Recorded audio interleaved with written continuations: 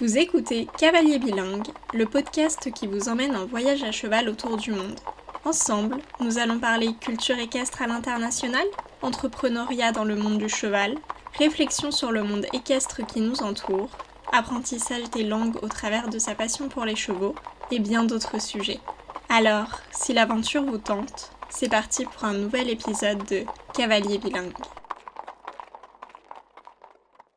Hello! Aujourd'hui on se retrouve pour le premier épisode d'Entreprendre à cheval, une série de podcasts où je vous emmène à la rencontre d'entrepreneurs dans le milieu équestre pour découvrir leur parcours et leur quotidien.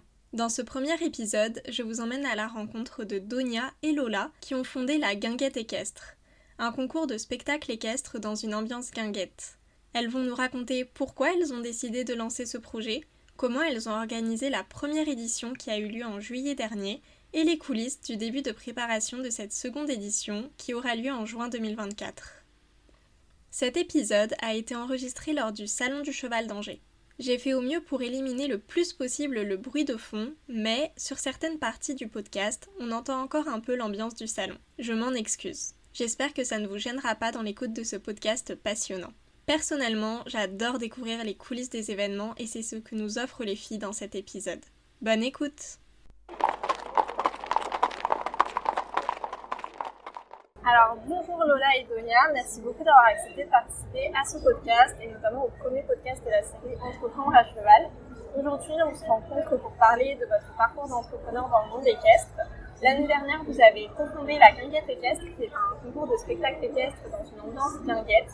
Pour commencer, je vous propose de vous présenter et de nous raconter un petit peu, de nous résumer un petit peu votre parcours.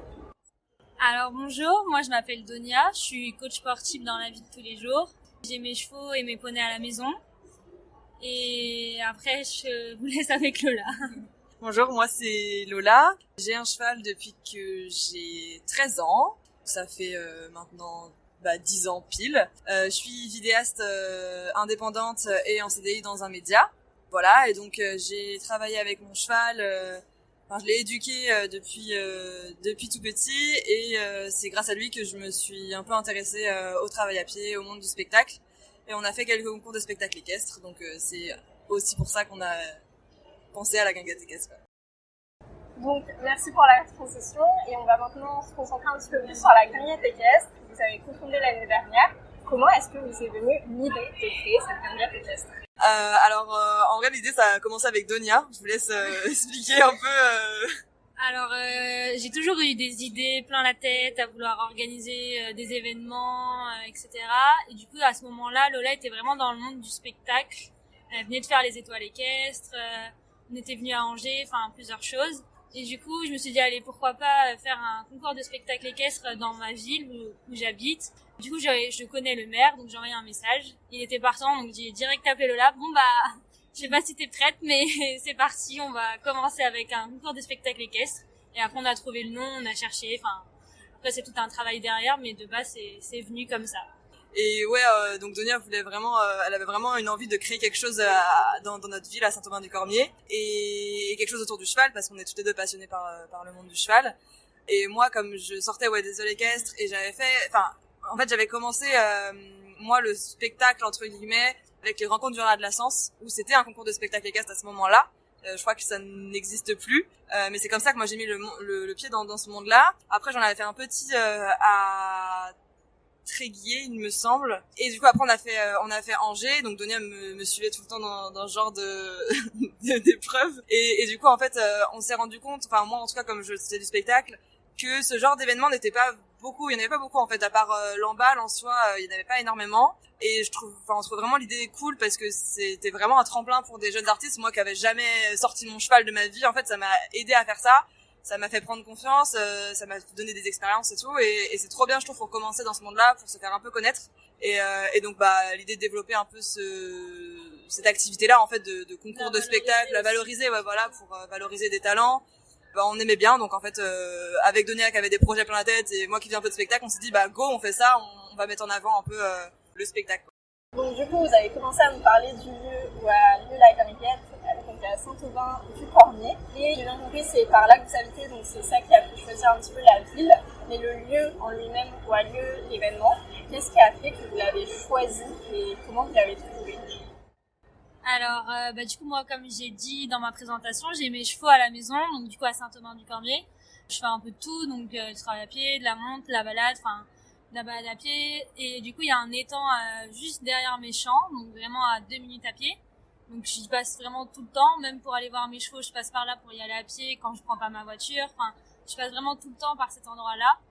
Et il y avait un grand endroit vide où on venait s'entraîner comme ça pour s'amuser. Et on s'est dit, mais en fait, faut le faire ici. La vue, elle est formidable. Nous, on a l'habitude d'être ici avec nos chevaux. Il y a nos champs juste à côté, donc pour le côté pratique, pour loger les équidés, etc., c'est vraiment le top. Donc après, on a demandé toutes les autorisations, etc., et ça s'est fait comme ça. Ouais, c'était vraiment un lieu à valoriser en fait à Saint-Aubin parce que il y a un étang, donc comme dit Donia, et c'était vraiment en fait un rectangle où il se passe rien. Le sol, nous on venait avec nos chevaux parce que c'était juste à côté des champs et comme on n'avait pas de carrière à disposition, on venait là. Le sol c'était un peu du gravier, un peu terrain de pétanque en fait. Et nous du coup on s'entraînait là. On trouvait ça cool, il y avait vraiment la place du coup et puis la vue top et ouais, c'est vraiment dans la ville. Saint-Aubin-du-Cormier, c'est à côté de Rennes, c'est une petite cité un peu médiévale, donc c'est une ville assez chaleureuse, il y a beaucoup de choses qui se passent et tout. Et voilà, ça voilà. C'était lié pour que ça se passe ici en fait. C'était vraiment plusieurs points qui nous ont fait bon, c'est vraiment là qu'on doit le faire. Parce qu'on a réfléchi avant quand même à plusieurs questions d'organisation surtout, et c'était vraiment le point qui réunissait tout ce qu'on voulait, donc c'était parfait. Ouais, et puis en fait on s'est même pas trop posé la question d'un autre endroit. C'est venu naturellement en fait, on venait là souvent, on s'est dit mais là il y a un potentiel, il y a de la place, let's go. Franchement, il y a le camping juste à côté, ouais, tout était à côté en fait, les champs à côté, c'était parfait. Ok, donc du coup, en fait, l'emplacement en question, il y avait toute la partie animation de la guinguette et les chevaux qui venaient, ils étaient logés dans vos champs, ouais, c'est ça. Dans nos champs, et du coup, les champs sont vraiment juste derrière, donc 2 minutes pour y aller à pied. Le camping pour les artistes, il est à 100 mètres. On a vu sur le camping quand on est à la guinguette, donc c'est vraiment tout lié. Et ouais, il y avait tout, il y avait une carrière d'entraînement pas loin, carrière en herbe, mais un espace pareil, vert, vide. Donc il y avait vraiment tout fait pour que ça soit pratique, rapide et efficace, surtout pour le jour J. Ouais, donc vous avez vraiment trouvé l'endroit parfait en fait, tout ensemble, très pratique. Il fallait aussi comment dire, que ça fasse vraiment guinguette, parce que du coup, vu qu'on l'a appelé la guinguette équestre, il fallait que le lieu il soit chaleureux et qu'il donne envie d'y rentrer, quoi. Que ce soit pas juste un lieu vide et qu'il y a un spectacle. Donc du coup, vous vouliez nous parler de comment vous avez trouvé le nom de l'événement, donc c'est à vous. Déjà la base de l'événement, donc on voulait faire un concours de spectacle équestre, mais on voulait rester dans quelque chose d'accessible, de convivial et de bien-être aussi. C'est très important pour nous en fait de mettre le point sur le bien-être du cheval, parce que même dans le spectacle, il y a des abus. Donc on voulait vraiment quelque chose, parce que c'est un concours de spectacle, parce qu'il fallait qu'on fasse quand même un concept de il y a un premier, il y a un dernier, c'est comme ça. Mais on veut pas qu'entre les participants, ça soit la guerre vraiment concurrentielle. On veut vraiment que ça soit une petite famille, que tout le monde s'entende bien, que tout le monde s'entraide, et que le concours c'est juste un prétexte à faire un événement en fait. Voilà, on voulait vraiment que ça soit très convivial. Donc qu'est-ce qu'il y a de plus convivial qu'une guinguette finalement? Et puis ça nous permettait aussi de faire un lieu en fait pour aussi tout le monde, parce que pas forcément voilà. Juste pour se réunir, ça peut être juste des amis qui veulent aller profiter, boire un coup, manger une planche apéro. Bon, ils font ça devant un spectacle équestre, ils sont contents. Même s'ils font pas d'équitation, même s'ils sont pas du tout dans ce monde-là, le but c'était vraiment de réunir un max de personnes qui profitent et qui kiffent leur journée, leur soirée. C'était vraiment le but à la fin. Et puis ouais, vraiment de mettre en avant la relation entre l'homme et le cheval, sans parler de concours, de compétition, de choses. Voilà. Donc d'où le lieu. De base. Pendant nos recherches, je me rappelle, on était sur Snap en train de s'envoyer des vocales. Qu'est-ce qu'on fait comme nom? On cherchait sur Internet, etc. Tu l'as balancé comme ça. J'avais plein de notes dans mon téléphone avec des noms. Et là, bon, non, ça c'est pas ce qu'on veut, ça c'est pas ce qu'on veut non plus. Et un jour, trouver la guinguette. Au début, on était en mode, je sais pas, ça fait pas non plus spectacle, ça fait... Ouais, puis pas trop... En fait, on s'est dit, il faut que notre lieu ressemble à une guinguette. On se dit ça comme ça, mais avec un spectacle équestre. Ouais, c'est ça. Et après, on a La guinguette équestre, Donia me propose, je dis ouais c'est chelou quand même, je suis pas chaud, j'étais pas du tout chez moi en plus à ce moment-là. Et après en fait c'est parti et finalement ça marche bien, les gens retiennent. Et puis en fait on voit le nom, on capte l'ambiance du truc. Donc c'était aussi le but quoi. Organiser un tel événement, ça doit être assez compliqué. Il doit falloir être très organisé. J'ai vu que vous avez déjà lancé les candidatures et on est en novembre. Donc la guinguette a lieu en juin. C'est donc une organisation sur toute une année. Comment est-ce que vous gérez ça? Comment vous vous organisez au quotidien? Alors, moi du coup, vu que je suis coach sportive, je travaille beaucoup, soit pendant les vacances scolaires, soit surtout le soir. Donc j'ai beaucoup de temps la journée. J'ai quand même mon administratif à faire, mes chevaux à nourrir, enfin plusieurs autres activités. Ça me laisse quand même du temps pour la guinguette. Heureusement, je pense, parce que sinon ça serait pas possible. Mais ouais, c'est fait avec le plaisir, avec la bonne humeur et la positivité. Ça se dit ça? Voilà.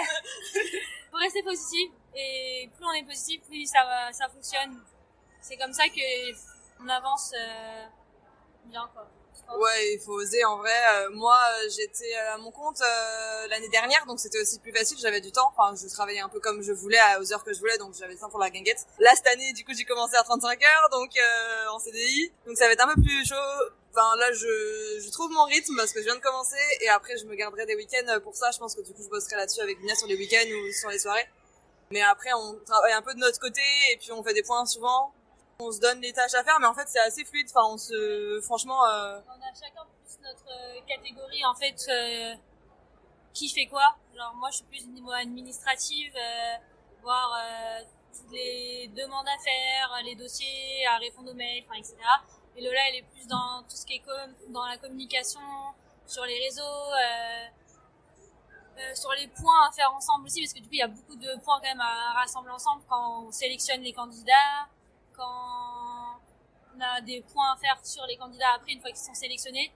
On envoie beaucoup de messages aussi pour faire le point et que tout soit vraiment carré le jour J, parce que c'est pareil, il y a des gens qui vont postuler mais qui sont pas très informés sur le monde du spectacle à ce moment-là, donc faut beaucoup communiquer. Et vu qu'on veut que ça reste familial et dans la bonne humeur, faut toujours envoyer des petits messages et tout. Ouais, c'est sur notre temps libre en fait. Ça prend du temps, mais en fait c'est que du plaisir au final. Sur toute l'année, mais du coup ça permet d'étaler vraiment. Là par exemple, on a ouvert les candidatures début octobre. Du coup là on les ferme fin novembre. Après on a un mois pour sélectionner, donc ça c'est vraiment large. Franchement un mois ça va très très vite. Enfin pour faire la sélection ça va assez vite normalement. On se fait 1 ou 2 soirées à regarder les vidéos, à commenter ce qu'on veut, ce qu'on veut pas, à sélectionner. Et après du coup il y a du coup faut l'annoncer aux candidats.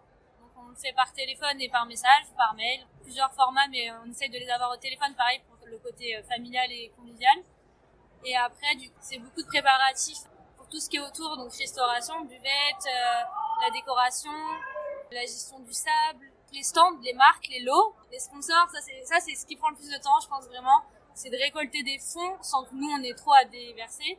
Il y a aussi trouver les associations pour qui on veut donner, du coup offrir les dons, parce qu'on fait la guinguette équestre, c'est avant tout pour offrir des dons à des enfants handicapés, à des assos. Enfin, on est vraiment dans le but de pas le faire pour rien, quoi. Enfin, on veut déjà démontrer que le spectacle ça peut être possible dans le bien-être, que tout le monde peut passer un bon moment à la guinguette et en même temps pour une bonne cause. Voilà. Oui, on n'a pas parlé de ça en fait, mais en fait le but à la base, on voulait faire un événement pour récolter des fonds pour une asso.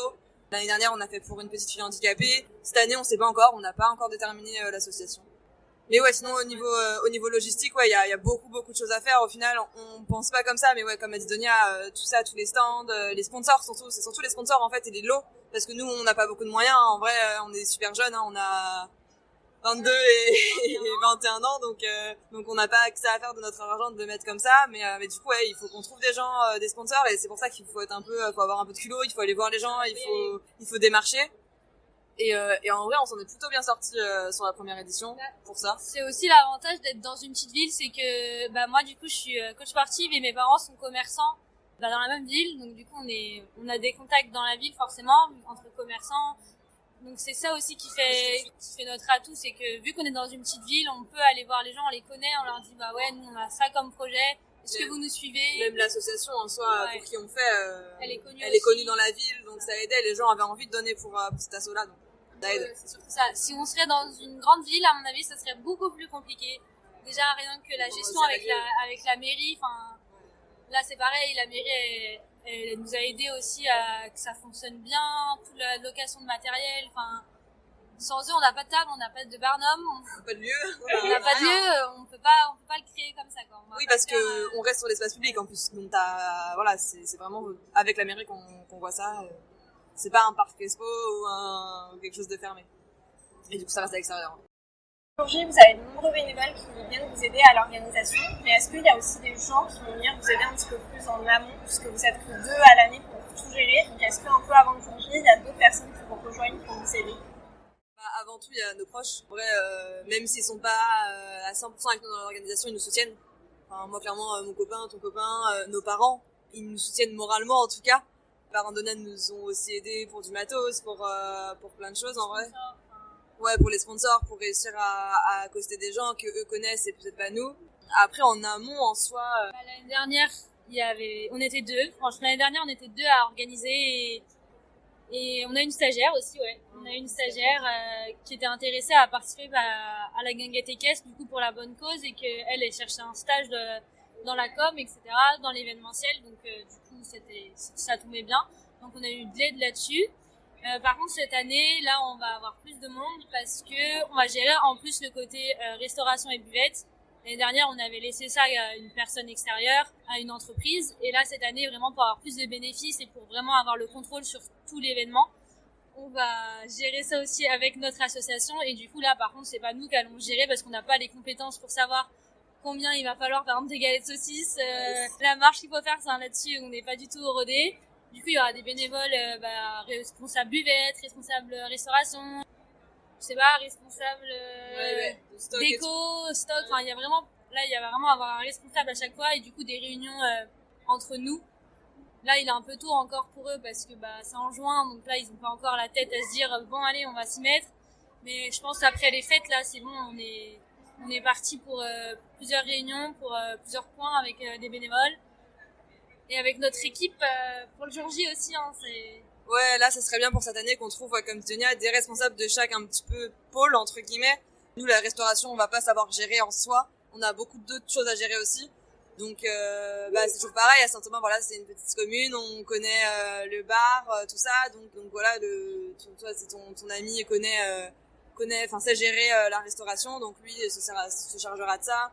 On essaiera de trouver pour la déco, les gens qui gèrent un peu tout, enfin histoire que chacun ait un rôle et que nous on n'ait pas à gérer toutes les petites personnes, mais une personne qui va en gérer d'autres parce que sinon c'est compliqué. Mais le but en fait c'est que vraiment ça soit fluide le jour J, que nous ça ne prenne pas trop non plus de charge mentale parce que on profite aussi parce que c'est dur après de profiter de l'événement quand on est dans l'organisation forcément. Mais ouais, en tout cas l'année dernière ça s'est plutôt bien passé. Les gens étaient très contents de la fluidité en tout cas du spectacle, de l'organisation en général. Ça allait vite. Ouais, ça y est, du professionnalisme. Ouais. Alors que ouais, c'était un premier événement. Enfin, les gens étaient plutôt surpris. On avait vraiment de très très très bons retours. Donc en vrai, ça motive. Une première édition, ouais. Franchement, nous on était vraiment très satisfaites de l'événement qu'on a pu créer, de ce qu'on a pu ramener. Maintenant, on essaye de faire encore mieux parce que on peut toujours aller plus haut, toujours faire mieux. En restant quand même dans un côté très convivial et très accessible en fait. Que ce soit très accessible, faut pas que... Ça reste familial. C'est ça. Juste, mieux organisé à la limite pour nous, mais oui, voilà, c'est tout. Pour rester un petit peu sur les bénévoles, comment est-ce que vous recrutez les bénévoles? Vous avez des critères? Quand et où est-ce qu'il faut postuler pour être bénévole à la guinguette? Et comment vous faites pour les recruter? Alors pour l'instant, on n'a pas lancé de vraies candidatures de venez faire être bénévole à la guinguette parce que c'est important pour nous qu'on connaisse quand même les gens, qu'on ait confiance en eux parce que on confie ça à quelqu'un, donc qu'on connaissait. En fait, c'est beaucoup d'amis, de la famille, de gens qui ont un peu d'expérience dans le spectacle. Là, typiquement, je pense que les filles de l'année dernière vont revenir. Il faut que ça devienne un petit peu un événement assez récurrent où les gens se disent ouais là c'est la guinguette et puis on y va, on va aider. Ouais, je bloque ma date. Mais oui, pour l'instant, on n'a pas de truc de bénévoles de s'inscrire, etc. Peut-être que ça arrivera un jour. Non, ouais, à part ma story privée en mode qui veut venir m'aider. C'est ça, c'est vraiment nos potes qui viennent, les potes de nos parents, la famille, enfin, des gens qui ont l'habitude de faire bénévole dans notre ville aussi. C'est important parce que si un bénévole foire tout, enfin, ça peut foirer tout un événement alors que tout était carré avant. Donc c'est pareil, c'est vraiment important qu'on connaisse, qu'on sache comment ils réagissent, enfin il y a plein de choses quand même. Si on tombe sur un client qui est un peu désagréable, faut savoir réagir aussi, quoi. Ouais, pour avoir un peu de contrôle quand même sur le truc, c'est qu'il faut quand même qu'on connaisse les gens et qu'on sache les compétences qu'ils ont, parce qu'en fait il faut des vraies compétences au final pour ça. C'est toujours bien de faire ça avec nos proches, ça reste dans une bonne humeur et on est tous contents au moins de le faire ensemble. On est tous bien. Ouais, c'est ça. Ça rassemble, et puis du coup comme les gens nous connaissent et que c'est nos proches, ils sont investis dedans aussi, parce que si c'est quelqu'un d'extérieur qu'on connaît pas du tout, en vrai lui il s'en fout, enfin il a quoi y gagner. Nous nos proches sont là pour nous aider, ça leur fait plaisir et voilà. Par exemple, quand il y a des partenariats avec des écoles, par exemple dans le monde du cheval ou quoi, enfin prendre des bénévoles pour faire ces genres d'événements, ça nous intéresse pas, parce que c'est des gens du coup qui sont pas impliqués dans l'événement directement. Ça se trouve, ils savent même pas le concept quand ils viennent, donc c'est vraiment pas ce qui nous intéresse. Nous, le but, c'est vraiment de rester dans un cercle familial, dans la bonne humeur et voilà. Vous préparez la deuxième édition de la guinguette équestre. Ce que je vous propose, c'est de revenir un peu sur la première édition. Est-ce que vous pouvez nous raconter un petit peu les coulisses de l'organisation de cette première édition? C'était la première fois que vous organisez cet événement et un événement d'une telle ampleur. Comment est-ce que cela s'est-il passé? Quelles sont les difficultés que vous avez pu rencontrer aussi? Pour la première édition, en vrai, le challenge, c'était surtout, il y avait deux gros challenges. Le premier, c'était surtout de trouver des artistes qui ont envie de venir, parce qu'il y avait rien, on commençait vraiment de zéro. Et assez compétent pour le présenter en public aussi, parce que forcément, on fait payer la place, on fait payer l'entrée.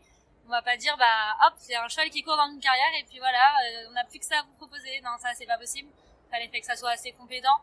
Et voilà, trouver des gens compétents, des gens qui peuvent, parce qu'on est dans une région aussi, il faut déplacer les chevaux, donc c'était trouver des gens compétents, des gens qui peuvent se déplacer avec leurs chevaux, des gens qui ont la motivation, qui ont préparé quelque chose, un spectacle quand même, parce que c'est pas juste une démonstration.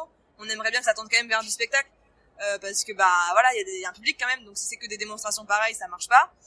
Donc ça, c'était vraiment le gros truc, c'est d'avoir 8 artistes qui puissent venir à la guinguette. Donc déjà sans rien derrière, ils ont pas de comparaison, ils savent pas à quoi s'attendre en soi, fallait nous faire confiance.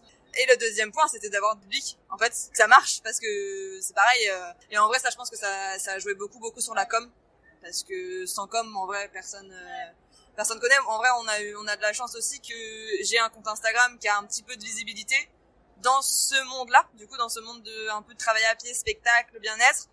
Donc j'ai relayé beaucoup, et que je travaille aussi dans la com forcément, mais du coup j'ai beaucoup relayé, donc déjà les gens qui me suivent et qui savent, qui font des choses se sont dit ça m'intéresse, donc déjà on a réussi à faire une petite communauté autour de la guinguette équestre, et après petit à petit les gens partagent et ça avance comme ça. Donc ça c'était un peu le gros point, c'était de trouver des artistes. On a reçu 12 dossiers la première année, donc c'est quand même bien. On a allé démarcher quelques personnes aussi, c'est comme là au salon du cheval d'Angers, on va aller voir des gens qui nous intéressent, on va leur proposer, parce qu'en fait ils connaissent pas forcément, c'est aussi une bonne expérience pour eux de venir toujours sur des pistes différentes pour leurs chevaux. Donc ouais, ça c'était quand même un challenge en vrai. Surtout ramener le public. Ça, on a ouvert la billetterie en mars. Au début, il y avait quelques places de vendues au tout début. Peut-être une centaine, mais une centaine sur les 500 qu'on espérait, c'était pas non plus énorme. Et ça s'est beaucoup rempli à la fin. Et du coup, on a 2 jours avant, entre 4 et 2 jours, je pense, ça s'est rempli, on était complet. Et là, on a eu beaucoup d'appels pour dire vous pouvez me réserver une place, s'il vous plaît, j'habite ici, j'habite là. Enfin, des gens qui habitent loin en plus, qui ont genre 2 heures de route et qui nous demandent de mettre des places de côté. Sauf que nous, c'est notre première édition, on sait pas l'espace que ça va prendre sur le lieu. En fait, on sait même pas combien de personnes exactement on peut mettre. On a calculé, mais c'est pareil, ça reste une première fois. Donc compliqué. Et beaucoup d'appels. Et du coup, on a dû rouvrir 100 places pour le jour J, parce qu'on savait que nous, surtout dans notre ville, c'est des gens qui sont pas forcément connectés au réseau, donc ils voyaient les affiches, ils voyaient les flyers, ils se disent on va y aller. Mais c'est pareil, s'il y a plus de place, nous on paraît un petit peu bête, quoi. Donc on avait ouvert 100 places pour le jour J, qu'on avait ouvert à 16h alors que le spectacle commençait à 19h. 15h30. Il y avait déjà 20 personnes devant nous. Donc ça s'est vraiment super bien rempli. Une fois que le spectacle avait commencé, on a pu ouvrir plus parce qu'au final, on a remarqué qu'il restait de la place. Et du coup, c'est pour ça que cette année, là, pour la deuxième édition, on ouvre à 1000 spectateurs. Donc là, on augmente vraiment de 400 places par rapport à l'année dernière. Donc c'est un gros challenge, mais on va y arriver, c'est sûr. Mais en fait, ouais, on était vachement surprises parce que, ouais, comme disait Denis au tout début, en mars, après c'est vrai qu'en mars jusqu'à juillet, ça fait loin, les gens se projettent pas trop. Mais on s'est dit, ouais, c'est chaud, faut vraiment qu'on en parle, faut vraiment que ça arrive. Et d'un coup, ouais, les places ont été vendues, on s'est dit, on stoppe sur la billetterie en ligne pour en garder un peu ce jour J parce que, ouais, dans notre ville, en vrai, les gens, ils viennent, ils se disent, ouais, on ira, mais ils prennent pas forcément leur place. Enfin, c'est un petit événement dans la ville, bon bah, go. Et en fait, ouais, il y avait vraiment plein de monde et ouais, on a reçu des appels, on a reçu plein de messages de, je veux une place, il y en a plus, comment je fais, quoi. Et on se dit, purée, oui, il y a des gens qui... C'était pas très gentil, hein. Ouais, il y a des gens qui étaient vraiment pas contents. Et ouais, on a pu ouvrir quand même plus à l'entracte, on a ouvert et on s'est dit, ouais, il faut qu'on ouvre plus. Donc maintenant, c'est ça, et on a un bon niveau d'avant. Il faut qu'on trouve équivalent ou plus pour avoir du monde et pour les artistes. Ouais. Puis c'est bien, la première édition, c'était un peu le test, comme vous avez dit, vous savez pas exactement combien de personnes. C'est dur de chiffrer, ouais, un espace, en fait, nous, on sait pas, quoi. Ouais, on s'assied et on comptait, on se dit bon. Là, du coup, ça va vous permettre de repartir sur de bonnes bases pour la deuxième édition. Ouais, c'est ça. Ouais, on a eu aussi un challenge parce qu'il fallait qu'on crée une carrière, finalement. Le spectacle équestre dit carrière. Super chaud de trouver du sable. Nous, on n'a pas les moyens d'acheter 60 tonnes de sable, quoi. Et de les faire venir. Ça coûte très cher, ouais. Donc ça a été un peu galère, en vrai, pour le sable. On a eu de la chance d'avoir une carrière en partenariat qui nous a donné... Une carrière d'à côté aussi, encore. Ouais, encore à côté, ouais. Qui nous donnait un peu de sable, enfin c'était de la poussière d'ardoise, hein, c'était pas du sable de Fontainebleau, mais franchement pour une soirée ça l'a fait, on a eu juste de la pluie la nuit, ça l'a arrosé, c'était parfait.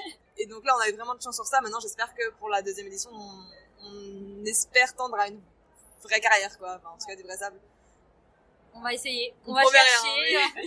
Au pire on aura la poussière d'ardoise de l'année dernière, c'était très bien aussi, franchement pour une première édition, enfin pour un petit spectacle comme ça de base, c'est déjà très bien d'avoir du sable, mais on vise toujours plus haut, alors on espère du vrai sable, mais on verra ce que ça donne.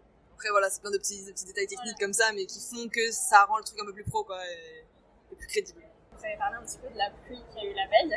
Est-ce que justement, je suppose que c'est aussi un peu une inquiétude de parce que vous voyez la date ultra à l'avance, et donc vous savez pas du tout quel temps il va faire ce jour-là. Est-ce que vous savez un petit peu, je sais pas, vous réfléchissez à des plans B un peu, s'il pleut, qu'est-ce qu'on fait, ou juste... Ben on peut pas, en vrai on peut pas, hein, à part mettre des barnums sur les spectateurs, mais il en faudrait quand même beaucoup. On s'est dit, de toute façon s'il pleut, déjà est-ce que les gens vont venir? On sait même pas, parce que quand tu payes ta place 5€ et qu'il pleut à verse, tu te dis, moi j'y vais pas. Personne n'y va, enfin il y aurait eu quoi, 300 personnes au lieu de 600 peut-être, enfin la moitié moins, alors que il y avait tellement possibilité d'avoir plus.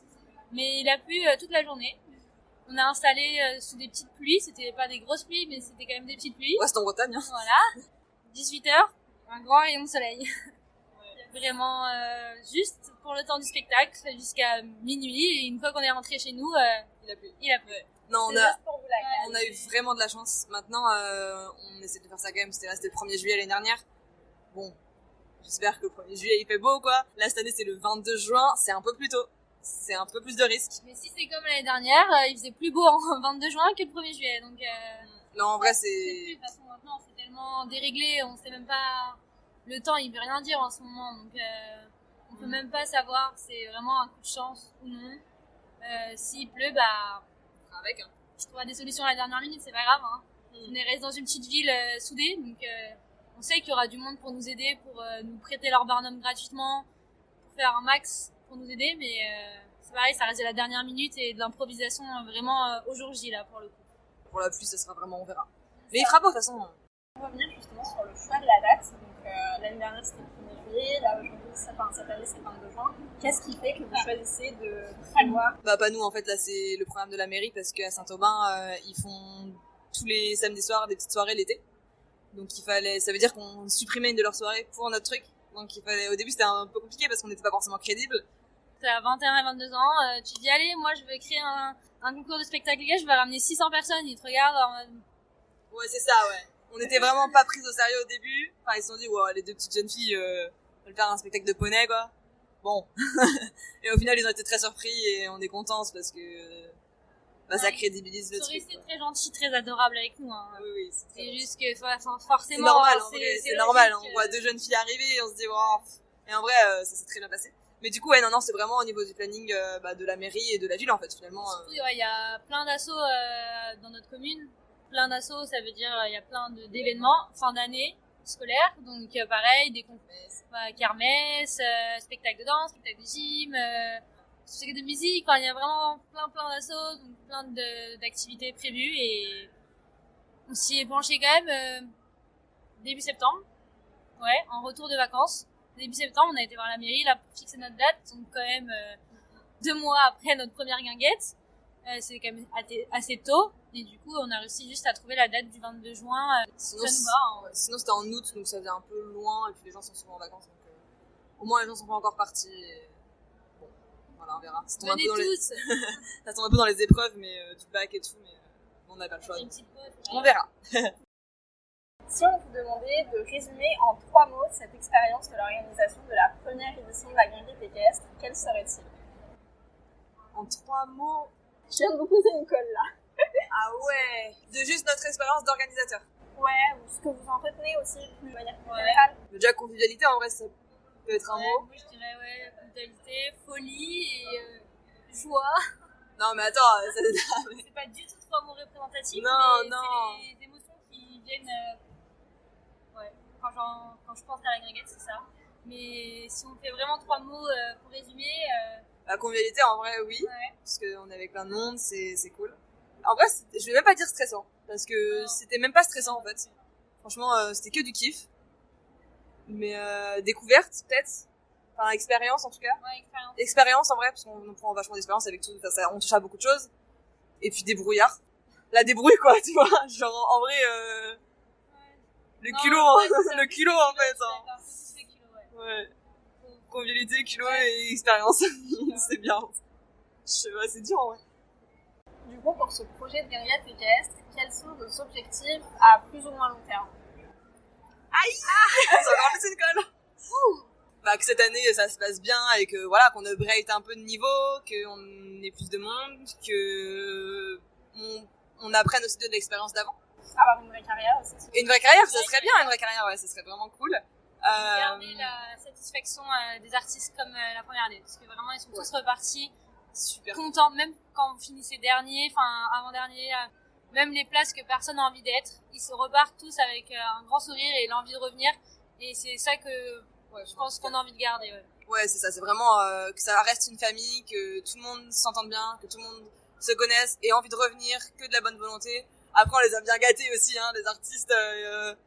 Franchement, on a fait tout ce qu'on a pu. Les chevaux sont très bien lotis. Nous, ça tenait à cœur aussi de les laisser dehors, les chevaux, et pas dans des box. Donc, on a fait des paddocks dans nos champs, à la main. Enfin, voilà. Ils sont encore. Et oui, ils sont encore d'ailleurs. Ouais, vraiment garder cet esprit convivial et que les gens ont envie de venir, les gens ont envie de participer. Après, à long terme, ce serait cool. En vrai, on sait pas ce que. Guider, hein. Ouais, on sait pas. Mais ce serait bien que ça continue et que ça grossisse un peu, mais il faut que ça reste accessible. Franchement, faut que ça reste accessible. On a eu des demandes pour d'autres villes, mais pour l'instant, c'est pas l'objectif encore. Hein. Peut-être un jour, on sait pas. Hein. Peut-être que ça deviendra notre métier. On sait pas, mais non. Mais pour l'instant, en tout cas, c'est vraiment garder cet événement convivial, accessible pour tout le monde. C'est déjà bien. Ouais, et puis on verra pour l'exporter plus tard. Mais après, c'est vrai que dans les autres régions, on a eu beaucoup de demandes parce que c'est vrai qu'en Bretagne, c'est quand même vachement développé tout ce qui est bien-être. Travail à pied, tout ça. Dans les autres régions, là on était avec Italion la semaine dernière, c'est compliqué, ils ont vraiment rien, c'est pas développé là-bas. Donc ils aimeraient bien que ça bouge dans le sud. Après exporter l'événement, c'est vraiment un autre délire là. Là ça devient notre métier. Ouais, là ça devient à l'année quoi. Pour terminer, je vous propose un petit quiz spécial cavalier bilingue au travers de 3 questions pour déterminer si vous êtes plus team espagnol ou team anglais. Donc c'est parti, donc commençons par une question facile pour toi Lola. Préférez le Connemara ou le Potiop? Ah bah Connemara hein. Voilà, ça c'est fait. Et toi? Connemara aussi. Ok, question suivante, vous préférez le cheval andalou ou le Mustang? Ah bah Mustang à 10 000%. Pareil. Et dernière question, vous préférez le cheval Burguette, qui est un cheval de trait espagnol, ou le Shire? Aucun des deux. Shire en vrai. Mais si, le Shire c'est les très grands, les plus grands là. Plus grands chevaux. qui sont noirs et noirs avec des balsanes blanches et des fanons très grands, tu vois. Et du coup, l'autre, c'est un cheval de trait espagnol, voilà. Mais du coup, on est immergé là, c'est sûr, on a cramé. Bah, moi, je suis ailleurs. De toute façon, je la suis un peu dans ses goûts. Ouais, je sais. Ça doit être ça. Bah voilà, du coup, vous êtes tous les deux anglais. Pourtant, j'aurais plus vu espagnol. Mais les chevaux, c'est différent. Ouais, c'est vrai. Alors de mon côté, j'ai plus de questions. Je sais pas si vous voulez ajouter quelque chose, un mot de la fin. Oui. Bah, venez à la guinguette. Participez, venez. Et si vous êtes intéressé pour devenir candidat à la guinguette, vous pouvez nous envoyer un message. Si vous êtes intéressé pour venir juger à la guinguette, vous pouvez nous envoyer un message. Si vous êtes intéressé pour donner des lots, avoir un stand sur la guinguette, c'est pareil. Dans tous les cas, si vous avez des questions, envoyez-nous un message, on répond. On reste très accessible. Si vous avez la moindre question, venez nous demander. Voilà, que ce soit pour participer à l'événement, pour venir en tant que touriste, juge, participant. Dormir sur place, c'est possible aussi. Et oui, il y a un camping. Il y a une soirée à la fin. Hein. Faut pas oublier, il y a une petite soirée à la fin de la guinguette. Donc si vous voulez profiter de votre soirée et dormir sur place, pareil, envoyez-nous un message. N'hésitez pas. Non, mais n'hésitez pas à partager l'événement. Et puis, même si vous n'êtes pas dans la région, partagez autour de vous. Voilà. Ok, Et merci à toi pour ce petit podcast. Merci à vous. Donc c'est là-dessus qu'on va terminer ce podcast. Donc merci beaucoup d'avoir accepté l'invitation, de nous avoir permis un petit peu de découvrir votre parcours et les coulisses de la guinguette, parce que je trouve ça super intéressant de découvrir plus de ces événements. Et à vous auditeurs, je vous dis à la semaine prochaine pour un nouvel épisode de Cavalier Bilingue. Bye bye.